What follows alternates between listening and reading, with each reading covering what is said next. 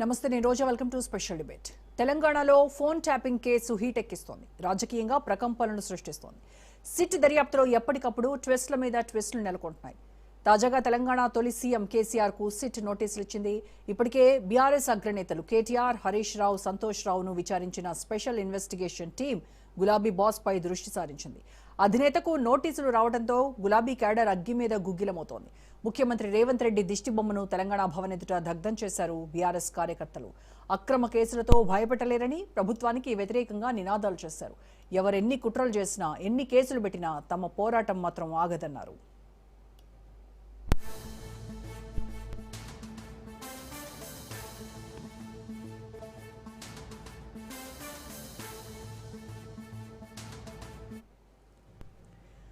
Phone tapping కేసులో కీలక పరిణామం చోటు చేసుకుంది. గులాబీ దళపతికి సిట్ నోటీసులు ఇచ్చింది. బంజారాహిల్స్లోని నందినగర్లో ఆయన నివాసానికి వెళ్లిన సిట్ అధికారులు సిఆర్పిసి 160 కింద నోటీసులు ఇచ్చారు.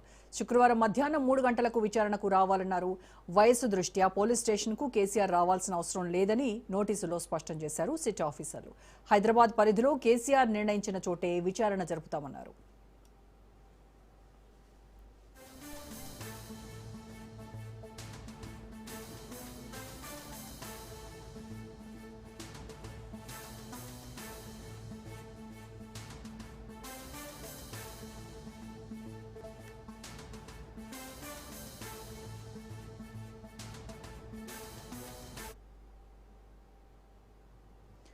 రెండు 2023 అసెంబ్లీ ఎన్నికల వేళ ఫోన్ ట్యాపింగ్ జరిగినట్టు ఆరోపణలు వచ్చాయి. దీంతో 2024 మార్చి 10 నుంచి సిట్ విచారణ కొనసాగుతోంది. అటు అధికారులు, ఇటు నేతలకు నోటీసులు ఇచ్చి డైలీ సీరియల్ను తలపించేలా విచారిస్తోంది సిట్.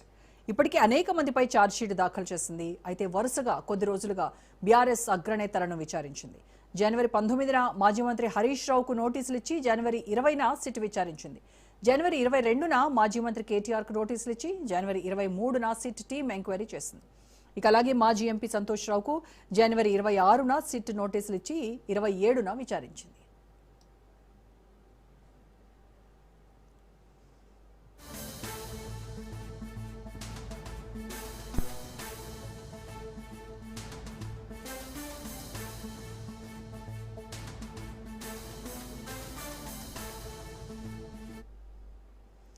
తాజాగా కేసీఆర్ కు సిట్ నోటీసులు జారీ చేయడం రాష్ట్ర దుమారం రేపింది. చావు నోట్లో తలపెట్టి రాష్ట్రాన్ని సాధించిన ఉద్యమ నేతపై కక్ష సాధింపు చర్యలకు పాల్పడటం దుర్మార్గమని కేటీఆర్ అన్నారు. కేసీఆర్ ను టచ్ చేయడం అంటే తెలంగాణ ఆత్మ గౌరవాన్ని తాకడమేనని ఆయన హెచ్చరించారు. అడ్డగోలు హామీలతో అధికారంలోకి వచ్చిన కాంగ్రెస్ వాటిని అమలు చేయలేక ఇప్పుడు డైవర్షన్ పాలిటిక్స్ చేస్తోందని ఎక్స్ వేదికగా నిప్పులు చెరిగారు కేటీఆర్.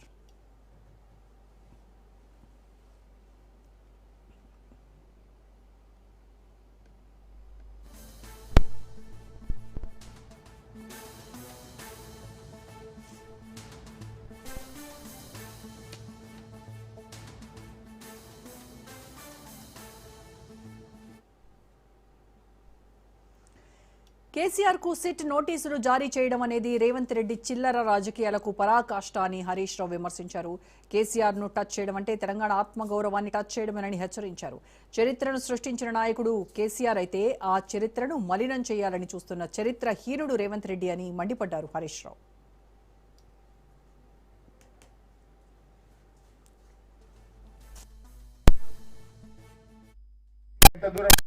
రోజు కొట్లాడుతున్నా, మీరందరూ చూస్తుండో లేదో, నేను అసెంబ్లీలో కొట్లాడుతున్నా, రోజు మాట్లాడుతున్నాం.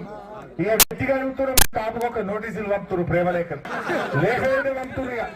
ఇంకా ఇలా కేసీఆర్ కి పంపినట. నీ ముఖానికి కేసీఆర్ కి పంపే తెలివి అనేది. తెలంగాణ తెచ్చినోడు కేసీఆర్, తెలంగాణను పచ్చ వడగొట్టినోడు కేసీఆర్, ప్రజల బతుకుల్లో కొత్త కేసీఆర్. నువ్వు ఏం చేసినావు నాయన? ఏదైనా కేసీఆర్ కు నోటీస్ ఇచ్చుడంటే సూర్యుడి మీద ఉమ్మేసినట్టే కదా. కేసీఆర్ లాంటి మనిషి గంట పెద్ద మనిషిని పట్టుకొని నీకు చెయ్య శాతగాక, రైతు బంధు ఏ శాతగాక, బోనస్ ఎగ్గొట్టి రుణమాఫీ చెయ్యక, ఇవన్నీ మేము అడుగుతున్నామని మాకు నోటీసులు పంపుతుడు. పంపు నువ్వు ఎన్ని పంపుతావో పంపు, తప్పకుండా ఇంకా గట్టి కొట్లాడతాం.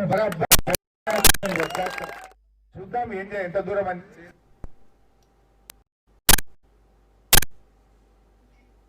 ఇక ఫోన్ ట్యాపింగ్ అత్యంత హేయమన్నారు టీపీసీసీ చీఫ్ మహేష్ కుమార్ గౌడ్. 10 ఏళ్లలో విచ్చలవిడిగా ఫోన్ ట్యాప్ చేశారని ఆయన ఆరోపించారు. కేసీఆర్కు నోటీసులు ఇవ్వడంలో ఎలాంటి రాజకీయ దురుద్దేశం లేదన్నారు మహేష్ గౌడ్. రైట్, ఇదే అంశంపై వాళ్ళ డిబేట్లో మాట్లాడదాం. డిబేట్లో పార్టిసిపేట్ చేస్తున్నారు బీఆర్ఎస్ నాయకులు ఎల్చాల్ దత్తాత్రేయ గారు అండ్ అలాగే బీజేపీ అధికార ప్రతినిధి వెంకటరెడ్డి గారు ప్రస్తుతం మనతో జాయిన్ అయ్యారు. మరి కాసేపట్లో గౌరీ సతీష్ గారు కాంగ్రెస్ అధికార ప్రతినిధి మనతో జాయిన్ అవుతారు. నమస్కారం వెంకటరెడ్డి గారు, దత్తాత్రేయ గారు. రైట్, సో గౌరీ సతీష్ గారు కూడా జాయిన్ అయ్యారు. నమస్కారం అండి గౌరీ సతీష్ గారు, మీరు మ్యూట్లో ఉన్నారు సతీష్ గారు. రైట్, ముందుగా దత్తాత్రేయ గారు మీతో స్టార్ట్ చేద్దాం. ఎస్, సిట్ మీ అధినేత కేసీఆర్కు నోటీసులు ఇష్యూ చేశారు. సో మీరు ఈ మొత్తం విచారణ ప్రక్రియను మొత్తం కూడా రైట్ ఫ్రమ్ బిగినింగ్ డే నుంచి ఈ రోజు నోటీసులు ఇచ్చేంత వరకు కూడా ఇది ఒక ట్రాష్, ఇది ఒక లొట్టపీస్ కేసు అని చెప్తూ విచారణలకు మాత్రం హాజరవుతూ ఉన్నారు. ఎందుకంటే మీకు గౌరవం ఉంది కాబట్టి, వ్యవస్థ పైన గౌరవం ఉంది కాబట్టి మీరు హాజరవుతూ ఉన్నారు. ఈరోజు కేసీఆర్కి నోటీసులు ఇవ్వడాన్ని మాత్రం మీరు చాలా తీవ్రంగా తప్పుడుతున్నారు. ఉద్యమ నేత, తెలంగాణ రాష్ట్రాన్ని సాధించుకున్నటువంటి ఒక వ్యక్తి పైన ఈ రకంగా కుట్రలు, ఇది కూడా కేవలం వెండెట్టా పాలిటిక్స్, కక్ష సాధింపు చర్యలుగానే చూస్తూ ఉన్నటువంటి పరిస్థితి. సో ఏంటి అంటే సిట్ ఆయన్ని సాక్షిగా పిలిచింది అని అనుకుంటున్నారా? నిందితుడిగా కాదు సాక్షిగానే అని మొత్తం బీఆర్ఎస్ అంతా చెప్తూనే ఉంది. మరి ఎందుకు బీఆర్ఎస్ ఆందోళన, భయపడుతోంది అని కాంగ్రెస్ అంటోంది? ఇక్కడ మీకు రోజా గారు, మీకు ప్యానల్ ఉన్నటువంటి పెద్దలు వెంకటరెడ్డి గారికి, మా బ్రదర్ సతీష్ అన్న గారికి, రాజ్ న్యూస్ ప్రేక్షకులకు ఒకటి మాత్రం చాలా క్లియర్ అండి. ఏ ఎన్నికలు వచ్చినా కూడా ఎన్నికల ముందర ఈ విచారణల పేరు మీద నోటీసులు ఇవ్వడము, ఎన్నికల్లో పబ్బం గడుపుకోవడం ఈ కాంగ్రెస్ పార్టీకి సహజంగా ఈ నోటీసులకు లేకపోతే వీళ్ళ బెదిరింపులకు భయపడే వాళ్ళం కాదు. తాటాకు చప్పులకు భయపడే వాళ్ళు కావచ్చేమో కానీ మేము భయపడే వాళ్ళం కాదు. ధైర్యంగా ఎదుర్కొంటాం. మీరు ఫ్రమ్ ద బిగినింగ్ కోర్ట్స్ లో మీరు ఒక మాట చెప్పారు, మాకు రాజ్యాంగబద్ధమైన సంస్థలైనా రాజ్యాంగమైన మాకు గౌరవం ఉంది కాబట్టి మా నాయకులు నోటీసులు ఇచ్చిన ప్రతిసారి గౌరవించి వాళ్ళు ఎక్కడికి పిలిస్తే అక్కడికి వెళ్ళి విచారాన్ని ఎదుర్కొంటా ఉన్నారు. First number 1. నంబర్ 2, ఇవాళ సింగరేణి కుంభకోణాన్ని బయట పెట్టిండ్రు మా హరీష్ రావు గారు. హరీష్ రావు గారు బయట పెట్టిన 6 గంటల్లో హరీష్ రావు గారికి అర్ధరాత్రులు నోటీసులు పంపించి ఉతావుటిన తెల్లవారుజామునే మీరు పలానా జూబ్లీహిల్స్ పోలీస్ స్టేషన్కి వచ్చి విచారణ ఎదుర్కోవాలంటారు. కేటీఆర్ గారు ఆ ఇండస్ట్రియల్ ల్యాండ్ భూ కుంభకోణాన్ని బయట పెడితే ఆయనకు నోటీసులు ఇస్తారు. అంటే ఈ ప్రభుత్వం యొక్క తప్పులను గాని అవినీతిని గాని మేము బయట పెడుతున్న ప్రతిసారి మాకు నోటీసుల పేరు మీద, విచారణల పేరు మీద కాలం గడపాలని రాజకీయ కక్షలో భాగంగా ఇచ్చినట్టుగా భావిస్తా ఉన్నాం. ఇప్పటి వరకు హరీష్ రావు గారికి ఇచ్చారు అంటే ఓపికతో, సహనంతో వేచి చూసాం. కేటీఆర్ గారికి ఇచ్చారంటే కూడా సహనంతో ఉన్నాం. ఇవాళ కేసీఆర్కి ఇవ్వడము అంటే తెలంగాణ రాష్ట్రాన్ని సాధించిన నాయకుడు, ఇవాళ ఏ విషయంలో కూడా తను కాంప్రమైజ్డ్ పొలిటీషియన్ కాదు. తెలంగాణ విషయంలో అన్కాంప్రమైజ్డ్ వేలో ఆయన ఫైట్ చేశాడు తెలంగాణ రాష్ట్రం కోసం. ఇలాంటి చిల్లర వ్యవహారాలు ఆయనకు అంటించాలని, వాళ్ళ బురద అంటించి రాక్షస ఆనందాన్ని పొందాలని చెప్పేసి కాంగ్రెస్ పార్టీ చూస్తున్నట్టుగా స్పష్టంగా అర్థమైతా ఉంది. చాలా హుందాగా మా నాయకుడు చెప్పిండు, ఈ చిల్లర రాజకీయాలు, ఈ చిలిపి రాజకీయాలు మానుకొని పరిపాలన మీద లేకపోతే నాకంటే మంచి పనులు చేయడం మీద కాన్సన్ట్రేట్ చేయండి, మీకు ఆల్ ద బెస్ట్ అని చెప్పిండు. ఆల్ ద బెస్ట్ అని చెప్పి మీరు చేస్తున్నటువంటి అవినీతి ఆరోపణలు కానీ, మీరు ప్రజలకు ఇచ్చిన హామీలు నెరవేర్చకపోతే, ముఖ్యంగా నీటి విషయంలో మీరు ద్రోహం చేస్తా ఉన్నారంటే ఆయన ప్రెస్ మీట్ పెట్టాడు. ప్రెస్ మీట్ పెట్టి మీరు చంద్రబాబు నాయుడు చెప్పినటువంటి అంశాలలో మీరు అంగీకరించేటువంటి ఆలోచనలో ఉన్నట్టుగా అర్థమైతా ఉంది. మీరు దాన్ని ఎదుర్కోలేకపోతున్నారు అని చెప్పేసి బయటకు వచ్చి ప్రెస్ మీట్ పెట్టిన వెంటనే 2 రాష్ట్రాలలో రాజకీయాలు ఏ స్థాయిలో వేడెక్కినో మనకు అర్థమైంది. ఇవాళ మున్సిపల్ ఎన్నికలను ఎదుర్కోబోతా ఉన్నాం. నామినేషన్ ప్రక్రియ ప్రారంభమైంది. ఇవాళ అరెస్టుల పేరు మీద లేకపోతే సిట్టుల విచారణల పేరు మీద మమ్మల్ని భయపెట్టే ప్రయత్నం చేస్తే భయపడేవాడు ఎవ్వడు లేడు. విచారణకు బాజాప్తగా మా నాయకుడు వస్తాడు.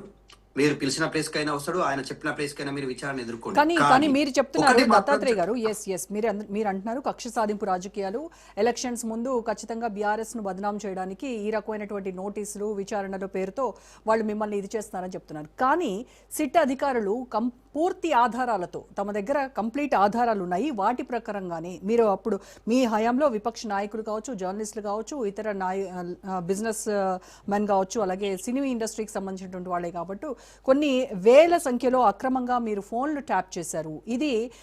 ఇది చట్టబద్ధం కాదు కదా. దీన్ని మీరు ఏ రకంగా దాన్ని జస్టిఫై చేసుకుంటారు? పైగా ఇప్పుడు మాత్రం మేము దేనికి భయపడట్లేదు, మేమేం చేయలేదు అని చెప్తున్నారు కదా. మరి పూర్తి ఆధారాలు ఉన్నాయి అని సిట్ చెప్తోంది. రోజా గారు, మీరు నేను ఇక్కడ ఉన్నటువంటి వాళ్ళందరం కూడా విచారణ జరుగుతున్నటువంటి అంశం పైన రోజుకు వచ్చినటువంటి న్యూస్ అంశాల పైన కానీ, న్యూస్ పేపర్ క్లిప్పింగ్స్ పైన కానీ, అధికారులు చెప్పినటువంటి అంశాల పైన, విచారణ ఎదుర్కొని వచ్చినటువంటి నాయకులు చెప్పిన అంశాల పైన మాట్లాడుతున్నది తప్ప అక్కడ విచారణ జరిగింది, మీరు తప్పు చేశారు అని ఇప్పటి వరకు ఎవరు చెప్పలేదు. ఫస్ట్ మోర్ ఓవర్ ఏంటంటే మనం దాని నుంచి బయటకు రావాల్సిన అవసరం ఉంది. ఇక్కడ ఎవరు తప్పు చేశారు, ఎవరు తప్పు చేయలేదని సిట్ అధికారులు ఇంకా తేల్చలేదు. మోర్ ఓవర్ విచారణ అండర్ ప్రాసెస్, ఇన్వెస్టిగేషన్ జరుగుతా ఉంది. ఇన్వెస్టిగేషన్ జరుగుతున్నటువంటి అంశంలో విచారణ ఎదుర్కొంటా ఉన్నారు. అది నిజంగానే జరిగిందా, జరగలేదా, అధికారుల ప్రమేయం ఉందా, రాజకీయ నాయకుల ఒత్తిడి ఉందా, ఇంకా ఏమి అనేటువంటిది ఇప్పటివరకు ఇంకా తేలలేదు. ఒక కట్టుడు కథనాలు ఇంతకుముందు మనం చూసాం. ఒక ప్రత్యేకమైనటువంటి ఒక ఇల్లు మీడియా రాసినటువంటి ప్రత్యేక కథనాల వల్ల రాష్ట్ర రాజకీయాలు డిప్యూటీ సీఎం గారైన బట్టి విక్రమార్క గారు కావచ్చు, కోమటిరెడ్డి వెంకటరెడ్డి గారు కావచ్చు, ఒక మహిళా ఐఏఎస్ ఆఫీసర్ కావచ్చు, ఏ స్థాయిలో రాజకీయాలు దిగజారినవి మనం చూసినాం. ఆ దిగజారు రాజకీయాల గురించి మేము మాట్లాడుకోవాలి. విచారణ ఎదుర్కొంటున్న అంశంలో మా పైన ఒక అభియోగం మోపబడింది. ఇది రాజకీయ అభియోగం, ఇది కక్ష సాధింపు అభియోగం. ప్రత్యక్షంగా మమ్మల్ని ఎదుర్కోలేక మా పైన బురద జల్లేటువంటి రాజకీయం చేస్తా ఉన్నారు. మేము చాలా గర్వంగా చెప్తా ఉన్నాం, కేసీఆర్ అనేటువంటి నాయకుడు ఇట్లాంటి చిల్లర పనులు చెయ్యడు. చాలా స్పష్టంగా చెప్తా ఉన్నాం. ఆయనకు ఇంత దిగజారిన దిక్కుమాలిన రాజకీయాలు చేయాల్సిన పరిస్థితి ఆయనకు లేదు. ఫస్ట్ నంబర్ 1 ఏంటంటే, నేటి ముఖ్యమంత్రిగా ఉన్నటువంటి రేవంత్ రెడ్డి గారి ఓటుకు నోటు కేసులో చాలా స్పష్టంగా నాడు ఇంటెలిజెన్స్ చీఫ్ గా ఉన్నటువంటి శివధర్ రెడ్డి గారి ముఖ్యమంత్రి గారికి బ్రీఫింగ్ చేస్తూ, సార్ రేవంత్ రెడ్డి అనేటువంటి ఒక ప్రతిపక్ష నాయకుడు, ఒక ప్రాంతీయ పార్టీకి నాయకుడు అనేటువంటి ఆయన ఆంధ్ర ప్రాంతపు నాయకుడు, మన పార్టీ ప్రజాప్రభుత్వాన్ని కూల్చాలనే ప్రయత్నం చేస్తా ఉన్నారు సార్, ప్రజాస్వామ్యానికి ఇది మచ్చగా మారే అవకాశం ఉందంటే మీ స్థాయిలో మీరు ఏం యాక్షన్స్ చేస్తారో చేయండి అంటే ఆయనని రెడ్ హ్యాండెడ్ గా పట్టుకుని అరెస్ట్ చేసిర్రు.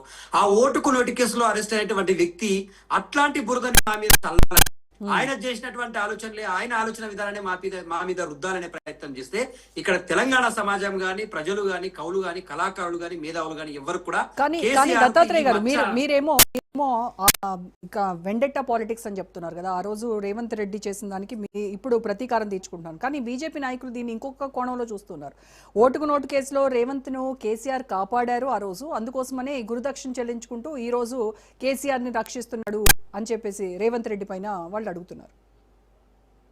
బీజేపీ వాళ్ళకు నిజంగానే ఉంటే ఇవాళ మాకు నిజంగా చెప్తా ఉన్నా, రాజకీయంగా గాని లేకపోతే ప్రజాస్వామ్యబద్ధంగా పోరాటంలో గానీ బీజేపీకి, టీఆర్ఎస్ కు ఎక్కడ కూడా పోలిక ఉండదండి. ఏదైనా పోరాటం ఉంటే కాంగ్రెస్ పార్టీతోనే మేము ప్రత్యక్షంగా పోరాడుతా ఉన్నాం. వాళ్ళు చేసే ప్రతి ఆరోపణ వాళ్ళు ఇక్కడ మేమున్నాము అని నిరూపించుకోవడం కోసం, మేము బరిలో ఉన్నాము, మేము పోటీలో ఉన్నాము, మేము మధ్యలో ఉన్నాము, మీతో ఏదైనా విషయాన్ని మాట్లాడితే కేసీఆర్ గారి అంశాన్ని కానీ, హరీష్ రావు గారి అంశాన్ని కానీ, మిగతా ఏ అంశాలపైన కూడా ఇవాళ సింగరేణి కుంభకోణంలో బీజేపీ పాత్ర ఎంత ఉందో మా నాయకుడు చాలా స్పష్టంగా తేల్చి చెప్పిండు. అంటే రేవంత్ రెడ్డి గారికి, కిషన్ రెడ్డి గారికి లోపాయికారు ఒప్పందం ఉందా లేదా, లేకపోతే మల్లుబట్ట విక్రమార్క గారు తెలంగాణ రాష్ట్ర సింగరేణి గనుల శాఖ మంత్రిగా ఉన్నారు, కేంద్రంలో గనుల శాఖ మంత్రిగా కిషన్ రెడ్డి గారు ఉన్నారు. మరి వీళ్ళు ఎందుకు ఇది ఇంత స్థాయిలో మేము బయటకు పెట్టి టెండర్లు రద్దయ్యే పరిస్థితికి వచ్చే వరకు కూడా ఎందుకు కిషన్ రెడ్డి గారి పెదవులు కదలలేదు, ఎందుకు మాట్లాడలేదు, క్యాబినెట్ మీటింగ్ తర్వాత ఎందుకు మాట్లాడాల్సి వచ్చింది, ఎవరి మధ్య లోపాయకారూపం ఉంది, ఎవరి మధ్య చీకటి ఒప్పందం ఉందో తెలంగాణ ప్రజలకు అర్థమైతా ఉంది. రాష్ట్ర ప్రజల కోసం కొట్లాడతాం రోజా గారు. కేసులకో లేకపోతే సిట్టు నోటీసులకో, సిట్టు విచారణలకో భయపడేటువంటి వ్యక్తిత్వం టీఆర్ఎస్ పార్టీది. కానీ మా నాయకుడు మాకు ఎక్కడ కూడా తొనికిసలాడాలా, భయపడాలా, బెదిరిపోవాలని మాకు నేర్పలేదు. ధైర్యంగా పోరాడండి, పోరాడితే మనమే విజయం సాధిస్తామన్నాడు. ఇట్లాంటి పోరాటం ఇంకా చేస్తూనే ఉంటాం. ప్రజాస్వామ్యబద్ధంగా రాజ్యాంగాన్ని గౌరవిస్తూ ఏ స్థాయిలో పోరాడాలో ఆ స్థాయిలో పోరాడతాం. కేసీఆర్ గారికి ఇచ్చినటువంటి సిట్ నోటీసులు 100% రాజకీయ దురుద్దేశంతో ఇచ్చినాయి, ఇవి డైవర్ట్ పాలిటిక్స్ లో భాగంగా ఇచ్చినాయి. రైట్ దత్తాత్రేయ గారు. రైట్ వెంకటరెడ్డి గారు మాట్లాడారు. వెంకటరెడ్డి గారు, సిట్ అధికారులు కేసీఆర్ నోటీసులు ఇచ్చారు. సో బీజేపీ నాయకులు గతంలో విమర్శలు చేస్తూ వచ్చారు. అంటే సిట్ దర్యాప్తును ఇది ఒక నెవర్ ఎండింగ్ ప్రాసెస్, ఇది ఒక ఇన్కన్క్లూజివ్ అంటూ మీరు విమర్శించారు. సో మరి ఇప్పుడు ఫైనల్ గా కేసీఆర్ కూడా నోటీసులు ఇవ్వడాన్ని ఇప్పుడైనా నిజమైన ఇది బీజేపీ అనుకుంటుందా, లేదు అని అంటే కాంగ్రెస్ బీఆర్ఎస్ మధ్య మీరు విమర్శిస్తున్నట్టుగానే ఈ షాడో బాక్సింగ్ అని చెప్తున్నారు కదా, అలాగే ఒక పొలిటికల్ డ్రామానే ఇది కూడా అని అంటారా? వాస్తవమే రోజా గారు. ఇవాళ మా రాష్ట్ర అధ్యక్షులు ప్రెస్ మీట్ మాట్లాడినాడు 3 గంటలకు. నేను కూడా ఉన్న ప్రెస్ మీట్ లో 2 పార్టీల మధ్య, బీఆర్ఎస్ కాంగ్రెస్ మధ్యన ఉండేటువంటి అవగాహన, రేవంత్ రెడ్డి గారి మీద ఉన్నటువంటి ఓటు కేసుకు సంబంధించినటువంటి విషయాన్ని కాపాడింది కేసీఆర్ గవర్నమెంట్, దాంట్లో ఏం సందేహం లేదు. ఇప్పుడు వీళ్ళ మీద చేసినటువంటి దాన్ని కాపాడేటువంటి వాళ్ళు ఉన్నారు అనేటువంటిది మాత్రం చాలా స్పష్టంగా కనపడుతున్నటువంటిది. ఇప్పుడు ఈ పేరుకి ఇవన్నీ జరుగుతాయి, డ్రామాలు జరుగుతాయి. ఇక ఎక్కడి నుంచి స్టార్ట్ అయింది? హరీష్ రావు గారి దగ్గర నుంచి సీరియల్గా వచ్చింది. మరి రేపు ఎల్లుండి ఎవరికైనా నోటీస్ ఇస్తారా అయ్యారా అనేటువంటిది వీటన్నిటినీ కూడా క్రోడీకరించి కన్సల్టేట్ చేసి ఒక ఛార్జ్ షీట్ ఇంతవరకు ఏ కేసులో మనం చాలా సందర్భాల్లో మాట్లాడుకున్నాం రోజా గారు. ఒక 8-10 కేసులు ఉన్నాయి వివిధ దేశాల్లో, కొన్ని పూర్తయిన దర్యాప్తులు, వాటి గురించి పట్టింపు లేదు. గౌరవ ముఖ్యమంత్రి గారు నాకు తెలిసినంత వరకు అనేక రకాల విమర్శలు చేస్తున్నాడు బీఆర్ఎస్ పార్టీ మీద, కానీ ఈ కేసుల గురించి ఒక్కసారైనా మాట్లాడితే మీరు చెప్పండి యాజ్ సీనియర్ జర్నలిస్ట్ గా. ఎన్నడన్నా ఈ మధ్య 6 మాసాల లోపల ఈ కేసులను మేము ఆయన మాట్లాడుతున్నది రకరకాల భాషలు ఉపయోగిస్తున్నాడు, కానీ కేసులను మేము కొలిక్కి తెస్తాము, కేసుల మీద మేము యాక్షన్ తీసుకుంటాము, ఎఫ్ఐఆర్ చేస్తాము, జైలు పంపిస్తాం. గతంలో డబుల్ బెడ్రూమ్ ఇల్లు కట్టిస్తామన్నాయి, మరి ఇప్పుడు డబుల్ బెడ్రూమ్ ఇల్లు గురించి ఎందుకు మాట్లాడుతున్నారు జైల్లో పెట్టడానికి? నేనేమంటున్నా అంటే ఈ రెండు పార్టీల మధ్యన ఆ పార్టీ ఏం చేసిందో ఈ పార్టీ అదే చేస్తుంది. ఇవాళ చాలా స్పష్టంగా రామచంద్రరావు గారు ప్రెస్ మీట్లో చెప్పడం జరిగినటువంటిది. వాళ్ళు ఫిరాయింపులు అంటే వీళ్ళంతకంటే ఎక్కువ గనులు. ఆయన ఓ పద్ధతిలో ఫిరాయింపులు చేస్తే ఇప్పుడు దారం నాగేందర్ గారు కాంగ్రెస్ పార్టీ మీద పోటీ చేసినప్పటికీ కూడా ఆయన అంటున్నాడు నేను ఇంకా టీఆర్ఎస్ పార్టీలో ఉన్నాను. టీఆర్ఎస్ పార్టీలోకి వెళ్ళిపోయిన వాళ్ళు అని చెప్పి వీళ్ళు అంటుంటే వాళ్ళు మేము ఆ పార్టీలో ఉన్నామని వాళ్ళు అంటున్నారు. ఇది అవగాహన కాదండి? ఎందుకు యాక్షన్ తీసుకోవట్లేదండి? మరి నేను అంటున్నాను కాంగ్రెస్ గుర్తుపై పోటీ చేసి కూడా అంటున్నారు. కాంగ్రెస్ గుర్తుపై పోటీ చేసినటువంటి వ్యక్తి కూడా ఇంకా బీఆర్ఎస్ లో ఉన్నారని చెప్పడం హాస్యాస్పదం. కడియం శ్రీహరి గారు వేసుకొని ఆ కూతురుకు సపోర్ట్ చేసింది కదా, మరి ఇవన్నీ కాదా? గతంలో రేవంత్ రెడ్డి ఏం మాట్లాడినాడో ఇప్పుడు మాట్లాడే పరిస్థితి లేదు. ఇప్పుడు వీళ్ళు అదే పని చేసినారు, ఆయన అంతకంటే ఎక్కువ అడ్వాన్స్ గా చేస్తున్నాడు. కేసీఆర్ చేసిన దానికంటే పార్టీ ఫిరాయింపుల మీద కొద్దిగా ఆధునీకరణ చేసి మోడర్నైజ్ చేసి నడిపిస్తున్నాడు రేవంత్ రెడ్డి గారు. మా దృష్టిలో ఏంటంటే ఈ రెండు ఒప్పందంలో ఉన్నటువంటి పార్టీలు సింగరేణి అంటున్నారు. కిషన్ రెడ్డి గారు చాలా స్పష్టంగా చెప్పడం జరిగింది, 51% రాష్ట్ర ప్రభుత్వానికి, అన్ని నిర్వహణ కార్యక్రమాలు డిసిషన్ రాష్ట్ర ప్రభుత్వం చేస్తుంది. మాకున్నది 3 డైరెక్టర్లు. మా 3 డైరెక్టర్లు ఒకవేళ ఏదైనా అభ్యంతరం చెప్పినా కూడా డిసెంట్ నోట్ కిందనే పోతున్నటువంటిది. ఆ సింగరేణిని కేసీఆర్ గారు తన సొంత ఆస్తి అంటే ప్రైవేట్ ఎస్టేట్ కింద వాడుకున్న సందర్భాలు ఉన్నాయి. కూతురుని తీసుకుపోయి అక్కడ ట్రేడ్ యూనియన్ సంఘంలో పెట్టినాడు. వీటిని మరి ఎందుకు కిషన్ రెడ్డి గారు ఒక మాట అన్నారు కదా, 2014 నుంచి దర్యాప్తు చేయడానికి. ఒకవేళ మరి ఇప్పుడు అక్కడ సింగరేణి బొగ్గులో స్కామ్ జరిగింది అని బీఆర్ఎస్ ఆరోపిస్తోంది. దానికి తగ్గట్టుగానే టెండర్లు రద్దు చేసింది కాంగ్రెస్ గవర్నమెంట్. మరి ఇప్పుడు మిమ్మల్ని అడుగుతున్నారు కదా, దీనిపైన సిబిఐ ఎంక్వైరీ చేయండి అని అడుగుతున్నారు. మరి ఇప్పుడైనా బీజేపీ దీనిపైన చర్యలు ఎవరు అడుగుతున్నారు? బీఆర్ఎస్ నాయకులు అడిగారు కదా. ఎవరు అడిగినారు? బీఆర్ఎస్ నాయకులు ఎక్కడి నుంచి అడుగుతున్నారు? 2014 నుంచి అడగమనండి.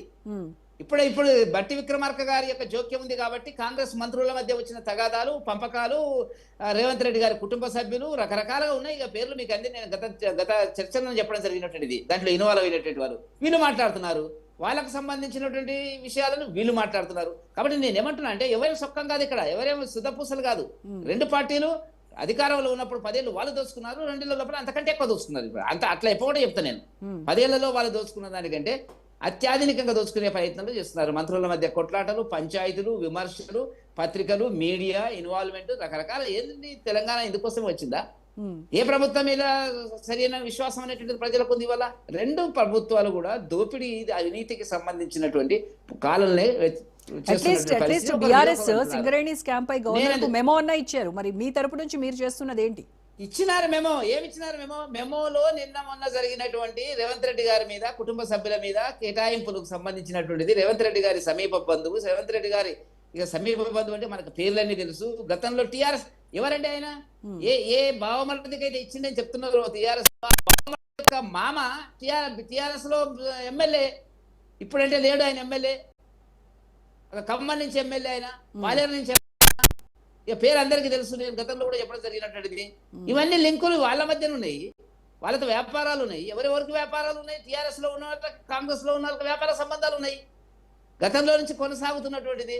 ఇప్పుడు బయట పోయినటువంటి వాళ్ళు మాట్లాడుతుంది, కూతురు మాట్లాడుతుంది వల్ల.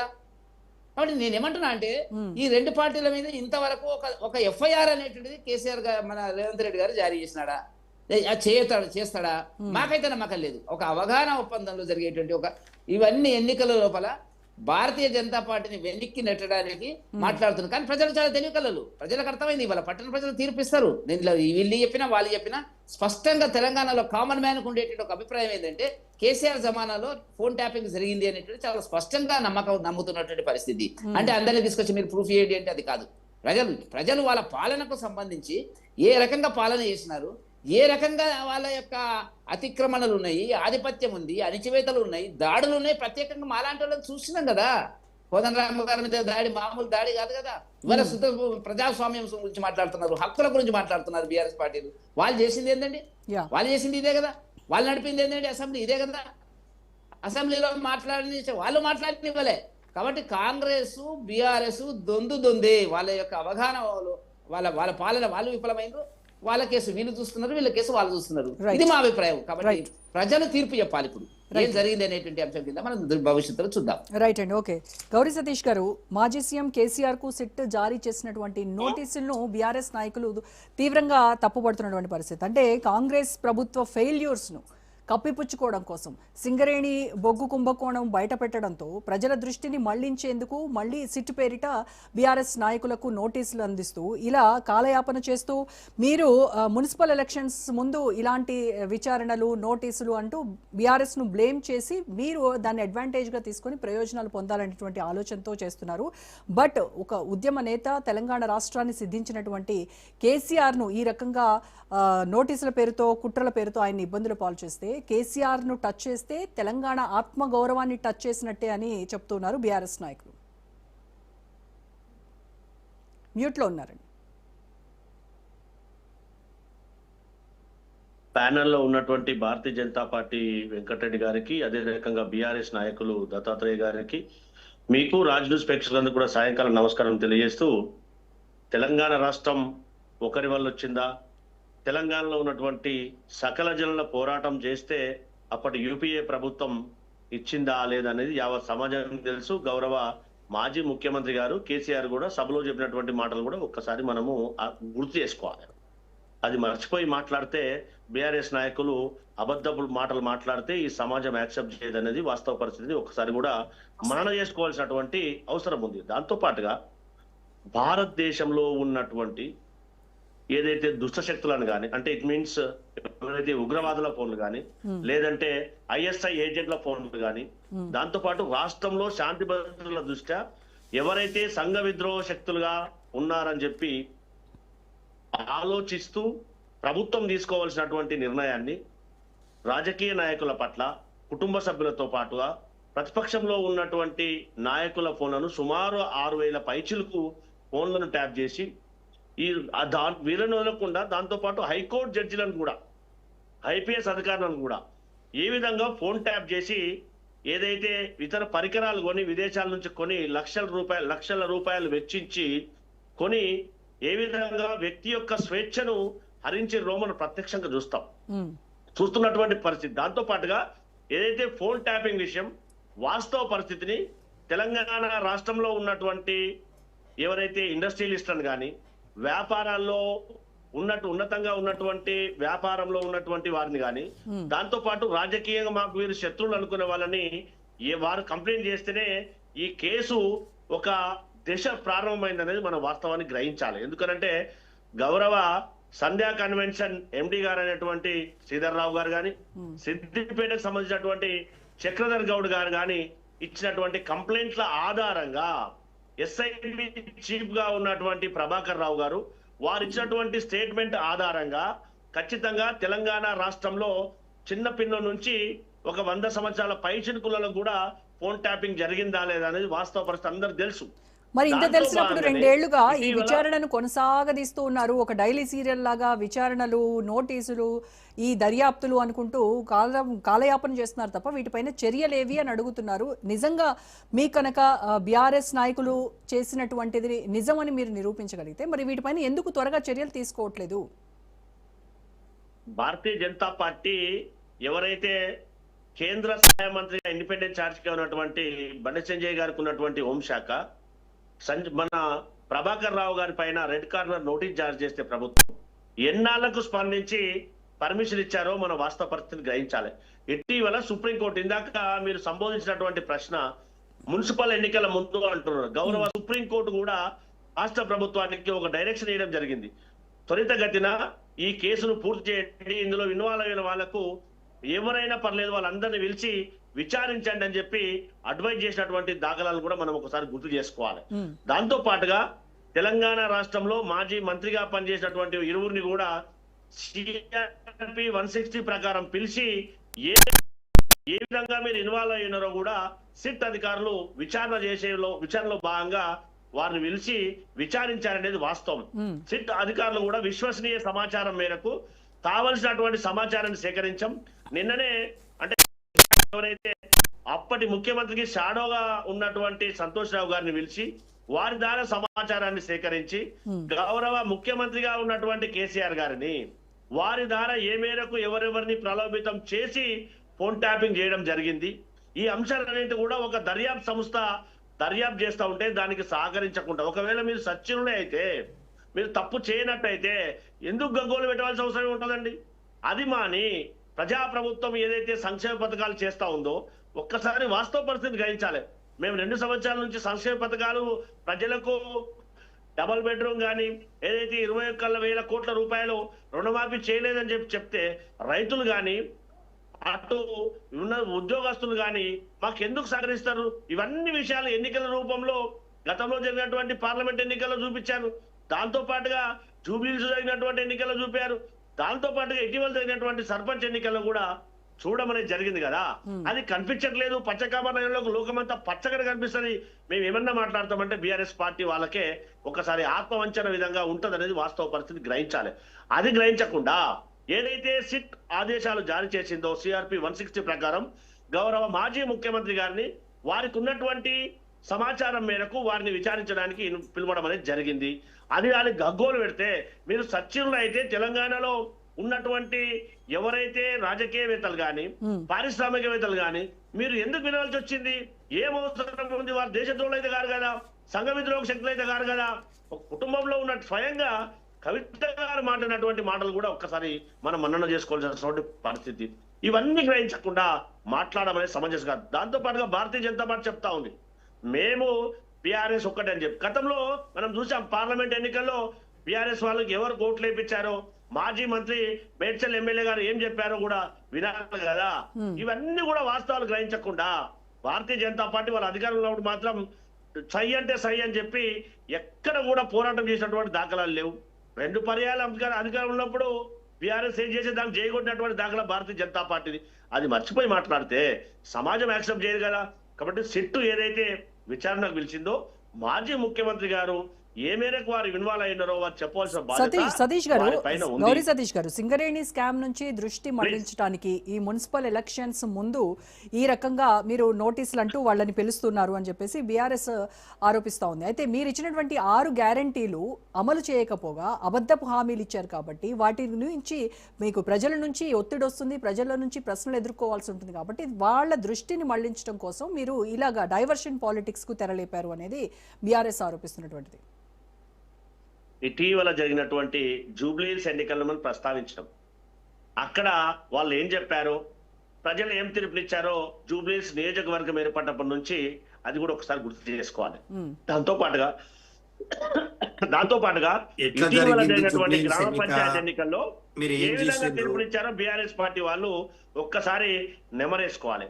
అది మర్చి ఇప్పుడు ఏదైతే కోల్ మైనింగ్ లో జరిగినటువంటి దాన్ని వారు చేసినటువంటి దానికి ఏదైతే కేంద్ర మంత్రిగా ఉన్నటువంటి కిషన్ రెడ్డి గారు దర్యాప్తు మీరు విచారణకు సిద్ధమా అని చెప్పి సవాల్ విసిరారు. దానికి సమాధానం చెప్పాలి కదా బీఆర్ఎస్ లో ఉన్నటువంటి వాళ్ళు. అక్కడ ఏ మేరకు లోటు బడ్జెట్ ఏర్పడ్డది? గతంలో సర్ప్లస్ గా ఉన్నటువంటి సింగరేణి ఎందుకు 10 సంవత్సరాల నుంచి మైనస్ గా ఏర్పడ్డది? మైనస్ బడ్జెట్ ఎందుకు అయింది? లోటు బడ్జెట్ కారణం ఎవరు? ఏ విధంగా ప్రైవేట్ వ్యక్తులకు మైనస్ కేటాయించినటువంటి దాఖలాలు బీఆర్ఎస్ వా కావా? అవి అవాస్తవాలైతే సో టెండర్లో వచ్చినటువంటి ఆరోపణ, టెండర్లలో అవినీతి జరిగింది అని వచ్చినటువంటి ఆరోపణలు నిజం కాకపోతే మరి మీరు ఎందుకు రద్దు చేశారు? మేమేమంటాం, ఇందాక సుప్రీంకోర్టు ఆదేశాలు జారీ చేయడం ద్వారా ఈ సిట్ ఎంక్వైరీ అనేది కొనసాగుతుంది త్వరితగతిన మనం ఆలోచన చేయాలి. దాంతో పాటుగా మా ప్రజాప్రభుత్వం ట్రాన్స్పరెంట్ గా ఉంటది కాబట్టి ఎవరైనా ఆరోపణలు చేస్తే ఖచ్చితంగా దాన్ని దర్యాప్తు చేయడానికి ఆ టెండర్ నే రద్దు చేసి మీరు ఎవరైతే అధికారులు దాన్ని అలా అయితే సిట్టు వేయాల్సినవి చాలా ఉంటాయి. రాష్ట్ర ప్రభుత్వంలో జరుగుతున్నటువంటి ఆరోపణల మీద సిట్టు వేయాలి అని అంటే ఎన్నో సిట్లు వేయాల్సి ఉంటుంది. ఈ పాటికి ఇండస్ట్రియల్ భూముల మీద సిట్టు వేయాల్సి వస్తుంది.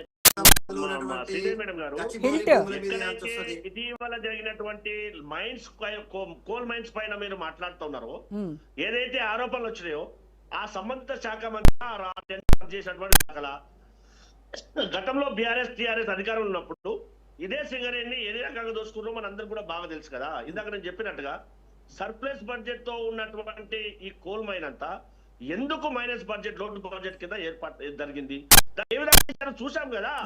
అది కాదు మేము ఏం చెప్తుంది వాస్తవం అనేది సిట్ ఖచ్చితంగా మీకు నిబద్ధత ఉంటే ముఖ్యమంత్రి రేవంత్ రెడ్డి గారు సింగరేణి నిధులని డైవర్ట్ చేసి మెస్సీ వస్తున్నాడు ఫుట్బాల్ ఆడాలంటే ఆయన ఫుట్బాల్ ఆట కోసం సింగరేణి నిధులు తీసుకుపోయి దాంట్లో పెట్టిండు. మా గురించి మాట్లాడుతా ఉన్నారు కాంగ్రెస్ పార్టీ నాయకులు. సింగరేణి నిధులు తీసుకుపోయి స్కిల్ యూనివర్సిటీ పేరు మీద దాంట్లో పెడతామని చెప్పి చెప్తా ఉన్నారు, బెదిరిస్తా ఉన్నారు. టెండరింగ్ లో పాల్గొనకపోతే, టెండరింగ్ లో రద్దు చేయకపోతే అధికారులు బెదిరిస్తా ఉన్నారు.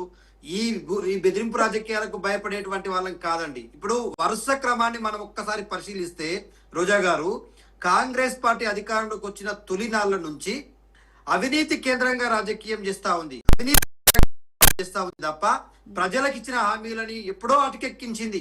ఒక్క హామీ నెరవేర్చింది లేదు. పూర్తి స్థాయిలో హామీలన్నింటినీ కూడా పక్కన పెట్టేసి ఆర్థిక లావాదేవీల కేంద్రంగా ఇవాళ పరిపాలన కొనసాగిస్తా ఉంది. మొట్టమొదటిసారిగా హైదరాబాద్ సెంట్రల్ యూనివర్సిటీ మేమే అడ్డుకున్నాం, ఆ 10,000 కుంభకానాన్ని ఆపగలిగినాం. అట్లాగే లఘుచర్ల భూముల విషయంలో లడాయించి కొట్లాడితే గిరిజన మహిళలు, దళిత మహిళలు, బహుజనుల మహిళల మీద దాడులు చేస్తే కూడా ఇవాళ మేము పోరాడి వాళ్ళ తరపున నిలబడి, ప్రజల పక్షాన్ని నిలబడి, బాధితుల పక్షాన్ని నిలబడి మేము దాన్ని కాపాడినాం. ఆ తర్వాత ఇవాళ మౌలానా ఆజాద్ యూనివర్సిటీ మీద పడ్డరు. ఆ తర్వాత ఈ ఇండస్ట్రియల్ భూముల మీద పడ్డరు. హైడ్రా పేరు మీద పాపం పేద వర్గాల భూముల మీద పడ్డరు. ఈ భూముల్లో వచ్చేటువంటి లావాదేవీలు పేదలని కొట్టాలా, పెద్దోళ్లకు పెట్టాలా? ఆ పెద్దోళ్ళని సంతోషపరచడం కోసం పేదవాళ్ళని గుడిలేని పక్షులను చేస్తా ఉన్నారు.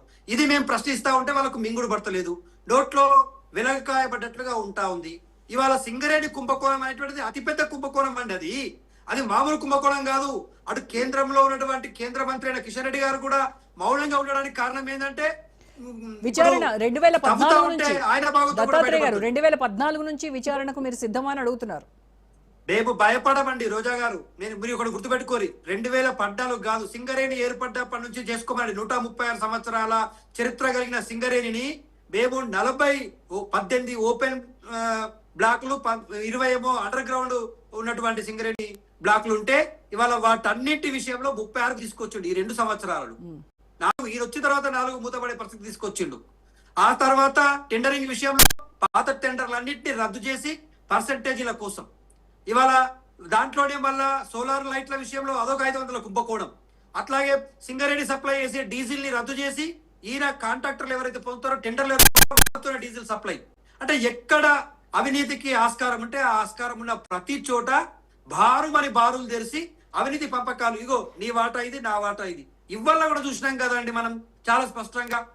ఈ బేవరేజెస్ కు సంబంధించినటువంటి విషయంలో మైక్రో బేవరేజెస్ కు 100 బేవరేజెస్ కు నోటిఫై చేస్తే అందులో 25 ఆయన అనుంగాడిచర్లకు ఇచ్చేసి ముఖ్యమంత్రి గారి దగ్గర ఉండేటువంటి వ్యక్తి ఆయన 21 టెండర్లు తీసుకొని దత్తాత్రేయ గారు, మీరు వాటాల పంచాయతీ, మంత్రుల వాటా పంచాయతీ అని చెప్పేసి మీరు కాంగ్రెస్ వాళ్ళనంటే వాళ్ళు మిమ్మల్ని తిరిగి మీ కుటుంబంలో వాటాల పంచాయతీ వల్లనే మీకు ఈ రోజు కుటుంబం రచ్చకెక్కింది, కవిత చేస్తున్నటువంటి ఆరోపణలకు మీ సమాధానం ఏమంటా ఉన్నాం? కవిత గారికి ఎప్పుడూ నైతికమైనటువంటి బాధ్యత గాని, నైతికమైనటువంటి విలువలు గాని లేకుండా ఆమె తండ్రిని గాని, పార్టీని గాని, ఆమెకు రాజకీయ భవిష్యత్తునిచ్చినటువంటి వ్యవస్థని గాని పక్కన పెట్టి కేవలం రాజకీయ లబ్ధి కోసం, కేవలం రేవంత్ రెడ్డి గారితో ఉన్నటువంటి ఆయన చేతిలో ఒక కీలుబొమ్మగా మారిపోయి ఆయన ప్రయోజనాల కోసం మాట్లాడుతూ ఇవాళ తల్లి లాంటి పార్టీని ఇవాళ తన్నేటువంటి ప్రయత్నం చేస్తా ఉంది. ఆమెను తెలంగాణ ప్రజలే చూసుకుంటారు, ఆమె గురించి మాకు బాధ లేదు. ఆమె మాట్లాడుతున్న ప్రతిదీ ఎవరు మాట్లాడిస్తే మాట్లాడుతుంది, ఎవరి చేతిలో స్క్రిప్ట్ గా మారింది, ఎవరి నుంచి స్క్రిప్ట్ వస్తే మాట్లాడుతూ ఉంది. ఇవాళ రేవంత్ రెడ్డి గారి ప్రభుత్వాన్ని 6 గ్యారెంటీల విషయంలో ఒక్కరోజు ప్రశ్నించది, బీసీలకు రిజర్వేషన్ల విషయంలో మోసం చేస్తే ప్రశ్నించది, విద్యార్థులు చనిపోతా ఉంటే ప్రశ్నించది. కేవలం హరీష్ రావు గారు నీటి దోపిడీని ప్రశ్నిస్తే అసెంబ్లీలో ఇమీడియట్ గా వచ్చి ప్రెస్ మీట్ పెడుతుంది. కేటీఆర్ గారు హైడ్రా భూముల విషయంలో లేకపోతే మిగతా భూముల విషయంలో మాట్లాడితే ఇమీడియట్ వచ్చి ప్రెస్ మీట్ పెడుతుంది. అంటే నేను అర్థం కాదు, మీరు ప్రతిపక్షాన్ని ప్రశ్నించడానికి ఉన్నారా, లేకపోతే ప్రభుత్వాన్ని ఇచ్చినటువంటి హామీలు నెరవేర్చి ప్రశ్నించడానికి సమాధానం ఉండదు ఆమె నుండి. మేము ఆమె గురించి ఎంత తక్కువ మాట్లాడుతూ అంత మంచిదని మేము డిసైడ్ అయిపోయినాం. ఆమెను మేము పరిగణలోకి తీసుకోవట్లేదు. ఫస్ట్ నంబర్ 1 ఏంటంటే, ఇవాళ మున్సిపల్ ఎన్నికలను చూసుకొని మున్సిపల్ ఎన్నికల ముందర మా పార్టీ నాయకులందరికీ వరుస పెట్టి రిజిస్టార్ లో పేరు రాసుకొని ముఖ్యమంత్రి గారు ఒక చీటీ మీద పేరు రాసి ఇచ్చిపోయినట్టున్నాడు సిట్ అధికారులకు. మొదటి రోజు ఈ పలానా ఆయనను పిలవండి హరీష్ రావుని, ఆయన సింగరేణి కుంభకోణం బయట పెట్టింది కదా, ఆయన మీద కక్ష తీసుకోవాలంటే సిట్ నోటీసులు ఇవ్వండి, విచారణకు పిలవండి, ఆ ఇష్యూని డైవర్ట్ చేయండి. సింగరేణి ఇష్యూ మళ్ళీ రావద్దుగా, అది డైవర్ట్ కావాలి. రెండో ఎపిసోడ్ నంబర్ 2 కేటీఆర్ గారికి ఇవ్వాలి. అది ఆయన భూ కుంభకోణాలు బయట పెడుతున్నారు కదా, ఆయనని పక్కకు పెట్టాలి. ఇవాళ సంతోష్ రావు. నేడు ముఖ్యమంత్రి గారికి వచ్చేసరికి మాజీ ముఖ్యమంత్రి తెలంగాణను సాధించినటువంటి నాయకునికి నోటీసులు ఇచ్చేసరికి తెలంగాణ సమాజం మొత్తం కూడా ఇవాళ రైతులకు రుణమాఫీ విషయం ప్రశ్నించినందుకు నువ్వు నోటీసులు ఇస్తున్నావా, లేకపోతే హైడ్రా పేరు మీద పేదవాళ్ళ భూములు కూల్చినందుకు ప్రశ్నించినందుకు ముఖ్యమంత్రి గారు మాజీ ముఖ్యమంత్రి గారికి నోటీసులు ఇస్తా ఉన్నాడా? ఈ తెలంగాణని 9.5 సంవత్సరాలు ఇంత సుభిక్షంగా చేసినందుకు నువ్వు నోటీసులు ఇస్తున్నావా? ఈ విద్యుత్తుల వెలుగులో తెలంగాణగా మార్చినందుకు ఇస్తున్నావా? మెడికల్ కాలేజీలో తెలంగాణగా మార్చినందుకు ఇస్తున్నావా? గురుకులాల విద్యా వ్యవస్థగా మార్చినందుకు ఇస్తా ఉన్నావా? ఇవాళ తెలంగాణ ఒక మాగాణిగా మారినందుకు ఇవాళ పంట పొలాలతో, వ్యవసాయంతో, ప్రాజెక్టులతో, నీళ్లతో, తాగునీటితో, సాగునీటితో కలకలలాడుతున్నందుకు ఇవాళ నువ్వు తెలంగాణ తొలి ముఖ్యమంత్రికి నోటీసులు ఇస్తా ఉన్నావా? ఏ విషయంలో నువ్వు కక్ష సాధించినావు? వృద్ధులు, వికలాంగులకు ఆయన ఆదుకొని వాళ్ళకి అండగా నిలబడి వాళ్ళకు పెన్షన్లు ఇచ్చి వాళ్ళకు మానవాభివృద్ధి సూచీలో వాళ్ళ జీవన ప్రమాణాలు పెంచినందుకు నువ్వు ఇలా కేసీఆర్ గారికి నోటీసులు ఇస్తా ఉన్నావా? అంగన్వాడీ వర్కర్లు, ఆశా వర్కర్లు, హోంగార్డులది జీతాలు పెంచినందుకు నువ్వు ఇస్తా ఉన్నావా? మొత్తం 9.5 సంవత్సరాల్లో 1,60,000 ఉద్యోగాలు ఫిలప్ చేసి దాదాపు 60,000 ఉద్యోగాల ప్రక్రియ కొనసాగుతుంటే మీరు వచ్చి 60,000 ఉద్యోగాలు మేమిచ్చినామని చెప్పుకొని ఇవాళ 2 లక్షల ఉద్యోగాల ఊసు లేకుండా పక్కకు పోయి ఇవాళ నిరుద్యోగులను మోసం చేస్తున్నందుకు మీరు ఇవాళ కేసీఆర్ గారికి నోటీసులు ఇస్తా ఉన్నారా? ఇవాళ తెలంగాణ సమాజం మొత్తం ఇదే ఆలోచిస్తా ఉంది. కేసీఆర్ కు నోటీసులు ఇవ్వడం అంటే తెలంగాణ సమాజం మొత్తానికి ఇచ్చినట్టుగా భావిస్తా ఉన్నట్టు, రైతులకు ఇస్తున్నట్టుగానే, విద్యార్థులకు ఇస్తున్నట్టుగా, నిరుద్యోగులకు ఇస్తున్నట్టుగా, ప్రభుత్వ వ్యవస్థలో ఉన్న ప్రతి వ్యక్తికి ఇస్తున్నట్టుగా మేము భావిస్తా ఉన్నాం. కేసీఆర్ అనేటువంటి వ్యక్తి ఈ తెలంగాణ రాష్ట్రంలో ఒక యూనిక్ నాయకుడు అండి, చాలా స్పెషల్ నాయకుడు. రాజ్యాంగ వ్యవస్థ పైన నమ్మకం ఉంది అని చెప్తున్నారు. మరి దాని ప్రకారంగా అధికారులు ఇచ్చినటువంటి నోటీసులను ఎందుకు తప్పు పడుతున్నారు? విచారణకు వస్తామని చెప్తున్నారు. బట్ మళ్ళీ రోజా మేడం, మేము నోటీసులను తప్పు పట్టట్లేదు, నోటీసులు ఇచ్చిన తీరును తప్పు పడతా ఉన్నాం. ఏ సందర్భంలో ఇస్తా ఉన్నాం? ఎన్నికల ముందర నోటీసులు ఇస్తాం. నీకు ఆ మున్సిపల్ ఎన్నికల్లో గెలవలేక, మాతో పోటీ పడలేక, మమ్మల్ని తట్టుకోలేక, మమ్మల్ని ఎదుర్కోలేక మాకు నోటీసులు ఇస్తా ఉన్నాం. కేసీఆర్ కు నోటీసులు నాకు అర్థం కాదు, ఎందుకు నోటీసులు ఇస్తున్నాడు అండి? కేసీఆర్ వల్ల తెలంగాణ వచ్చిందా అని అడుగుతున్నారు గౌరీ సతీష్ గారు. కేసీఆర్ ఒక్కడి వల్ల సాధించారా తెలంగాణ? మేడం గుర్తుపెట్టుకోండి, కేసీఆర్ అనేటువంటి నాయకుడే లేకపోతే పూటకొకసారి ఇవాళ పొద్దున బ్రేక్ఫాస్ట్ కు, మధ్యాహ్నం లంచ్ కు అమ్ముడుపోయే గతంలో ఉన్నటువంటి కాంగ్రెస్ నాయకుల వలన, లేకపోతే ప్రస్తుతం ఉన్న కాంగ్రెస్ నాయకుల వలన తెలంగాణ రాష్ట్రం రాలేదు. ఆయన కమిట్మెంట్, ఆయన డెడికేషన్, ఆయన ప్రాణత్యాగానికి సిద్ధమై ఢిల్లీ పెద్దలను ఒప్పించి 36 పార్టీ ప్రతి పార్టీ నాయకుడిని ఒప్పించి జై తెలంగాణ అనిపించి ఢిల్లీ మెడలు వచ్చి తెలంగాణ తీసుకొచ్చినటువంటి నాయకుడు. తీసుకొచ్చిన తెలంగాణని వదిలేలే, ఆ కాకులకో గద్దలకో వదిలేసి పంచుకోండ్రా నాయన అని చెప్పలే. ఇవాళ తెలంగాణ రాష్ట్రం సుభిక్షంగా ఉండాలంటే వ్యవసాయాన్ని చక్కదిద్దిండు, రైతుల కళలో ఆనందం చూసిండు, రైతు బంధు తీసుకొచ్చిండు, రైతులకు రుణమాఫీ చేసిండు, రైతులకు రైతు బీమా ఇచ్చిండు, రైతులను కంటికి రెప్పలా కాపాడుకున్నారు, నిరంతరం 24 గంటల విద్యుత్ ఇచ్చిండు, ప్రజలని, పేద ప్రజలను కూడా తాగునీరు, సాగునీరు, వాళ్ళందుకు డబుల్ బెడ్రూమ్ ఇండ్లు. ఇవాళ తెలంగాణని మనం చూస్తున్న తెలంగాణ ఉంది అంటే అట్లాంటి నికాసైన నాయకుని చేతిలో తెలంగాణ 9.5 సంవత్సరాలు ఉంది కాబట్టి అది సాధ్యమైంది. ఇవాళ ఎందుకు ఇస్తున్నారయ్యా మీరు నోటీసులు? కరెక్ట్ ఎదుర్కోండి, డైరెక్ట్ గా ఎన్నికల్లో ఎదుర్కోండి, రేపు జరగబోయే అసెంబ్లీ ఎన్నికల్లో ఎదుర్కోండి నాయకుడిని. కానీ ఈ చిల్లర రాజకీయాలు చేసి, ఈ కక్ష సాధింపు రాజకీయాలు చేసి డైవర్ట్ పాలిటిక్స్ చేస్తే తెలంగాణ సమాజం రైట్ అండి. వెంకటరెడ్డి గారు, సిట్ నోటీసులు కేసీఆర్ అంటే మీరు బీజేపీ నాయకులు చెప్తూ ఉంటారు సిట్ కి అసలు స్వయం ప్రతిపత్తి ఉందా లేదా అనేది ఒక డౌట్ వస్తూ ఉంది, వీళ్ళు కొండను తవ్వి ఎలకను కూడా పట్టలేకపోయారు, కాలయాపన తప్ప అని చెప్పేసి చెప్తున్నారు. మున్సిపల్ ఎలక్షన్స్ లో ఇటు ఫోన్ ట్యాపింగ్ కావచ్చు, అలాగే సింగరేణి ఆరోపణలు కావచ్చు, ఇవన్నీ బీజేపీకి అస్త్రం అయ్యేటువంటి అవకాశం ఉందా? తప్పకుండా ఉంటుంది మేడం. ఇప్పుడు సిట్ అనేటువంటిది గతంలో మొన్నటి వరకు ఒక సిట్ ఉంది, తర్వాత ఒక సిట్ను మార్చినాడు, సజ్జనార్ గారి ఆధ్వర్యంలోకి తీసుకొచ్చిన సందర్భం ఉంది. అప్పుడే వాళ్ళు ఏం చేస్తున్నారు, ఇప్పుడు ఇతను ఏం చేస్తున్నారు అనేటువంటిది చర్చ, ప్రజల్లో అనుమానాలు ఉన్నటువంటి మాట వాస్తవం. ఎందుకంటే ఈ సిట్టు అనేటువంటిది ఒక క్రమ పద్ధతి లోపల ఇవాళ చేస్తున్నారు. వాళ్ళు అంటారు ఎన్నికలకు ముందని, ఇక కంటిన్యూ అవుతుందా కాదా అనేటువంటిది, ఎన్నికల తర్వాత మళ్ళీ ఎక్కడ గొంగడు అక్కడే అనేటువంటి పద్ధతి లోపల ఉండేటువంటి అవకాశం ఉన్నదని చెప్పి ప్రజల్లో ఉన్నటువంటి ఆందోళన. కాబట్టి భారతీయ జనతా పార్టీ అంటున్నది ఏంటంటే, మీరు ఒక పద్ధతి లోపల తీసుకురండి, సిట్టును తీసుకురండి, ఆయన కేసులు ఉన్నాయి, ఈ కార్ రేసింగ్ ఉన్నది, రెడీ ఉంది, ఫైల్ చేయడం లేదు, విద్యుత్ శక్తి కొనుగోలు ఉన్నది, రెడీ ఉంది ఫైల్, దాని మీద ఛార్జ్ షీట్ ఇవ్వడం లేదు. మాట్లాడుతుండ అన్నట్టు ఇంతకుముందు చెప్పినట్టుగా రేవంత్ రెడ్డి గారు ఎప్పుడైనా అవినీతి ఆరోపణల గురించి మాట్లాడుతుందా, తొక్కుతా పండబెడతా ఇది మాట్లాడుతుండ ఆయన మాట్లాడే భాష. నువ్వు అవన్నీ ఎందుకంటే మాటలు ఎందుకు, యాక్షన్లోకి ఎందుకు రావడం లేదు. కాబట్టి మేము ఏమంటున్నామంటే గతంలో పాలించిన 9.5 సంవత్సరాలు పాలించిన టిఆర్ఎస్ పార్టీ కాంగ్రెస్ అవినీతి పాలన సింగరేణి కాలనీలో దోచుకున్నది అంటున్నది. 2 సంవత్సరాలు పాలించినటువంటి కాంగ్రెస్ పార్టీ అక్కడ బీఆర్ఎస్ పార్టీ మీద వీళ్ళ మీద వాళ్ళు అధికారంలో ఉన్నారు వాళ్ళు. అంటే వాస్తవాలు కదా. ఈ 2 పార్టీలు మామూలు వ్యక్తులు కాదు కదా. మేమేదో అన్నామంటే నోటికి వచ్చింది మీరు మాట్లాడారు, అధికారంలో లేదు కాబట్టి మీరు ఏదో ప్రజల కోసం మాట్లాడుతున్నారు, మీకు పార్టీ భవిష్యత్తు కోసం మాట్లాడుతున్నారు అంటే అక్షరం మనం ఒప్పుకుందాం. కానీ 2 పార్టీలు పాలించిన పార్టీలు ఒకరి మీద ఒకరు అవినీతి ఆరోపణలు చేస్తున్నప్పుడు బయటికి రావాల్సిన అవసరం లేదా? గవర్నర్ గారికి ఇచ్చినారు బీఆర్ఎస్ నాయకులు రిప్రజెంటేషన్. ఏమి ఇచ్చినారు? 2014 నుంచి రేవంత్ రెడ్డి గారి మీద కేంద్రంగా ఇచ్చినారే తప్ప వాళ్ళు వీళ్ళ మీద. కాబట్టి ప్రజల్లో ఒక రకమైనటువంటి అనుమానాలు ఇవాళ రావడం జరిగింది. 2 పార్టీలను పక్కకు పెట్టాలా, భారతీయ జనతా పార్టీని ముందుకు తీసుకోవాలా, మంచికో చెడ్డకో వాళ్ళకు ఒక అవకాశం ఇద్దామనేటువంటి పద్ధతిలో చర్చ జరుగుతున్నది. అవి మీకు తప్పకుండా పట్టణ ప్రాంతాల్లో ఇప్పుడు గతంలో ఆయన చెప్పింది ఏమిటి, రాగానే 3 డిఏలు పక్కకు పెట్టిపోయినాడు.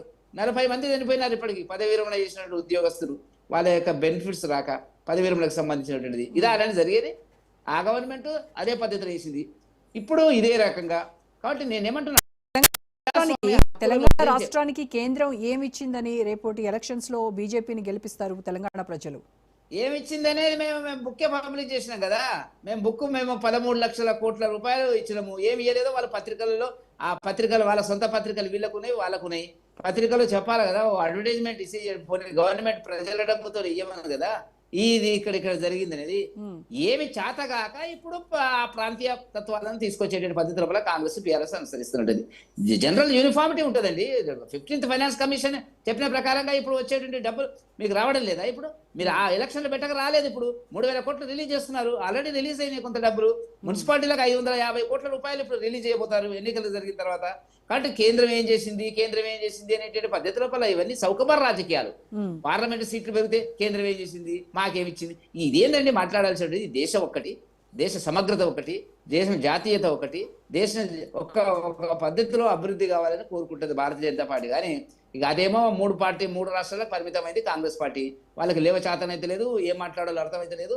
ఇక టోటల్గా ఒక బ్యాలెట్ పేపరు ఈవీఎంల మీద సమస్యలు నెట్టవేసి పారిపోయిన పరిస్థితి రాహుల్ గాంధీ ఏర్పడుతుంది. వీళ్ళేమో కుటుంబ పార్టీ, కుటుంబం మొత్తం బాగుపడ్డది. చేసినాము, సాగు నోట్లో తలకాయ పెట్టినామంటే అందరం చేసినామండి. మేము కూడా ఉన్నాము. 69 నుంచి ఉద్యమంలో ఉన్నాము. 69లో నేను జైలుకు పోయిన విద్యార్థిగా. అంటే మాకు వచ్చిన బెనిఫిట్ ఏంటండి? కాబట్టి ఇప్పటికీ మేము ఉన్నాం కదా, ప్రజా సమస్యల మీద మాట్లాడుతున్నటువంటి పరిస్థితి మాకు కనపడుతున్నట్టు కదా. కాబట్టి మీరు ఒకవేళ ఏమైనా చేసి ఉంటే, నేను చేయలేదంటే నేను కేసీఆర్ గారు చేసి ఉంటే బ్రహ్మాండంగా మీ కుటుంబ సభ్యులతో అధికారంలోకి వచ్చినారు. మీకు ఆఖరికి వచ్చే సంతోష్ గారు ఎవరు తెలియనటువంటి వ్యక్తిని కూడా మీరు పార్లమెంట్కి పంపించినారు, చాలా అనుభవించినారు. ఇంతలో ప్రజలు కూడా మీకు రెస్ట్ ఇచ్చినారు.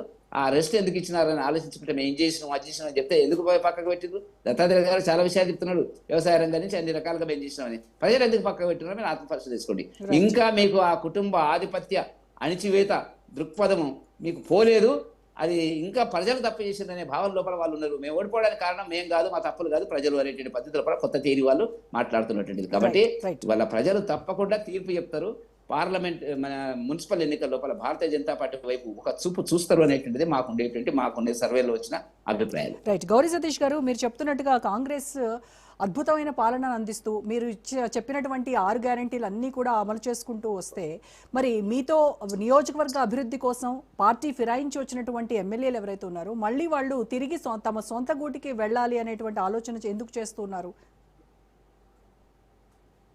సరే, ఇందాక మా మిత్రుడు దత్తాత్రేయ గారు చెప్పినప్పుడు ఒక్కసారి వాస్తవ పరిస్థితి చెప్పాలి, వాస్తవ పరిస్థితి డిస్కస్ చేయాలి. ఎందుకంటే తెలంగాణ రాష్ట్రం సర్ప్లస్ బడ్జెట్ తో వచ్చినటువంటి తెలంగాణ రాష్ట్రాన్ని అప్పులు కుప్పలు చేసినందుకు తెలంగాణ ప్రజలు బీఆర్ఎస్ కు సమాధి కట్టిరు అనేది గుర్తు చేసుకోవాలి. దాంతో పాటు వరేస్తే ఊరన్నటువంటి బీఆర్ఎస్ మాజీ ముఖ్యమంత్రి గారు అందుకే రైతులు వారికి కర్రగాల్చి వాత పెట్టారని ఒకసారి గుర్తు పెట్టుకోవాలి. దాంతో పాటు దేశంలో ఎక్కడ లేని విధంగా టీఎస్పీఎస్సీ ద్వారా కనీసం పరీక్ష నిర్వహించలేనటువంటి దుస్థితి టీఆర్ఎస్ బీఆర్ఎస్ ప్రభుత్వం అనేది ఒక్కసారి మనన చేసుకోవాలి. అందుకే తెలంగాణ రాష్ట్రంలో ఉన్నటువంటి నిరుద్యోగులంతా కూడా వారికి కర్ర కాల్చి వాత రైట్, ఓకే, కర్రు కాల్చి వాత పెట్టారు, అయిపోయింది.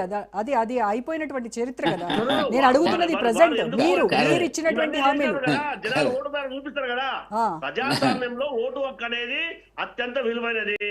దాని ద్వారా ఎన్నికలు వచ్చినప్పుడు ప్రజల యొక్క నేను అడిగింది పార్టీ ఫిరాయించి నియోజకవర్గ అభివృద్ధి కోసం కాంగ్రెస్ లో జాయిన్ అయినటువంటి ఎమ్మెల్యేలు రిగ్రెట్ ఫీల్ అవుతూ తప్పు చేశాము కాంగ్రెస్ లోకి వచ్చి అని చెప్పి ఆలోచన చేస్తున్నటువంటి పరిస్థితి నిజమా కాదా?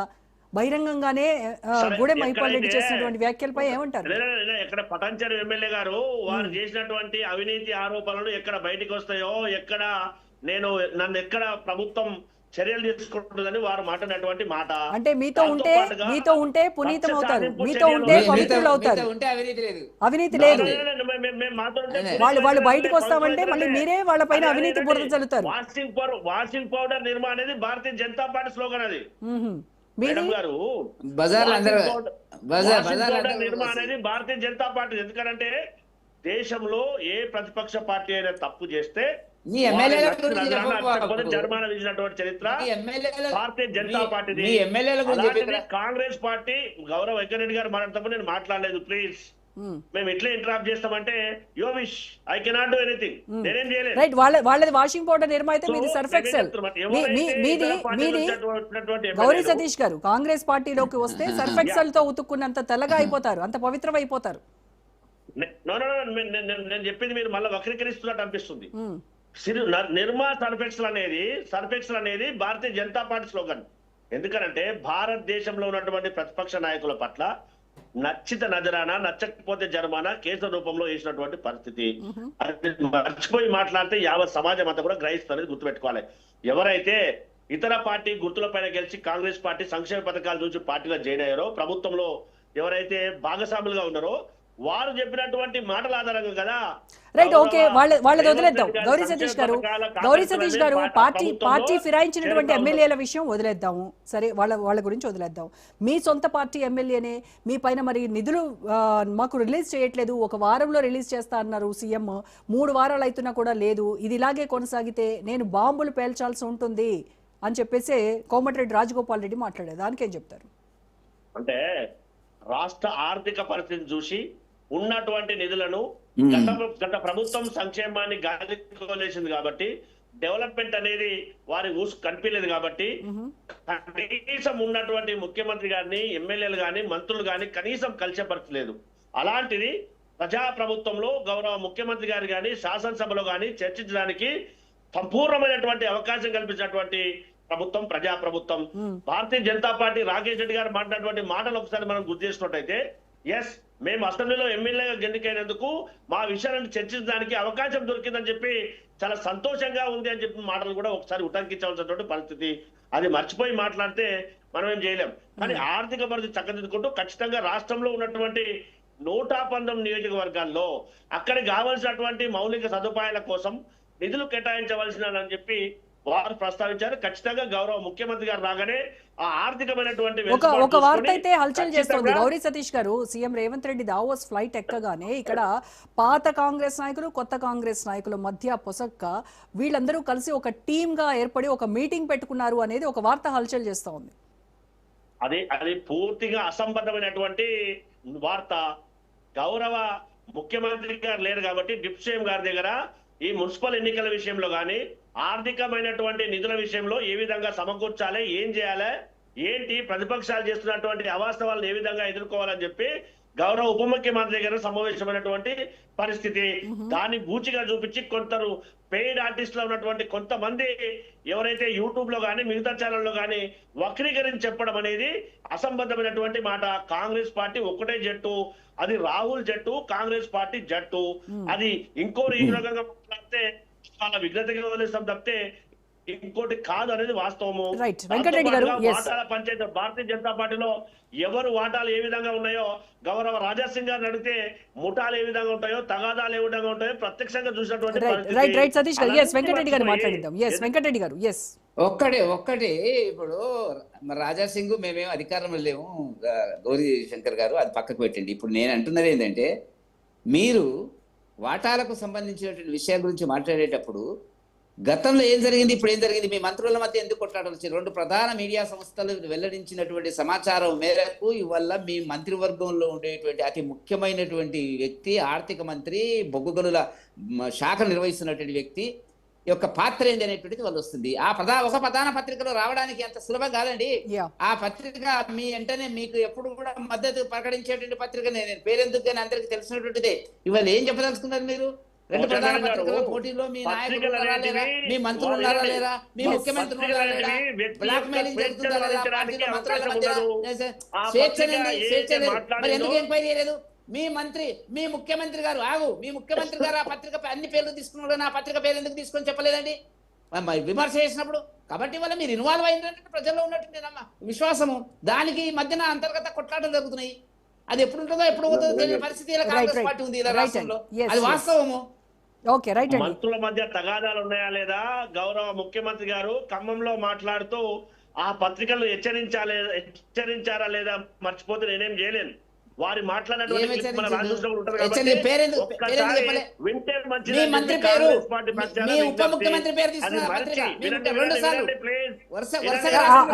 ఆయన ఏమన్నారు? ఆంబోతుల కొట్లాటలో దూడలు. గౌరవ ముఖ్యమంత్రి గారు దాన్ని ఖండించారా లేదా తెలియకపోతే నేనేం చేయలేను.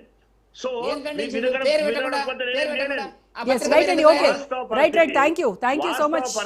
Thank you so much Gauri Satish గారు, వెంకటరెడ్డి గారు, దత్తాత్రేయ గారు.